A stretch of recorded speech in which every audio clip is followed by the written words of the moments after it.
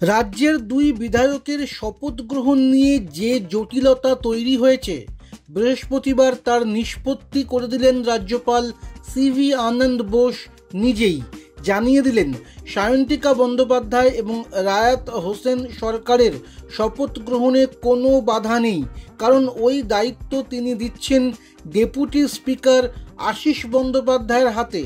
তার উপস্থিতিতে বিধানসভাতেই শপথ নিতে পারবেন দুই বিধায়ক। কিন্তু বিধানসভা সূত্রে খবর, আশিস ঘনিষ্ঠ মহলে জানিয়েছেন এই দায়িত্ব তিনি নিতে চান না। ফলে শপথ গ্রহণ নিয়ে নতুন জটিলতা তৈরির সম্ভাবনা থাকছে। সংবিধান অনুযায়ী ভোটে জেতার পর নবনির্বাচিত বিধায়কেরা শপথ গ্রহণ করেন রাজ্যপালের উপস্থিতিতে। তিনি কাউকে এই কাজে নিযুক্ত করলে তার উপস্থিতিতেও শপথ গ্রহণ সম্ভব। সেই নিয়ম অনুযায়ী ডেপুটি স্পিকারকে দায়িত্ব দিলেন রাজ্যপাল। স্পিকার বিমান বন্দ্যোপাধ্যায় এ প্রসঙ্গে জানিয়েছেন, তিনি রাজভবন থেকে কোনো চিঠি পাননি, তাই এই বিষয়ে এখনই কিছু বলতে পারবেন না।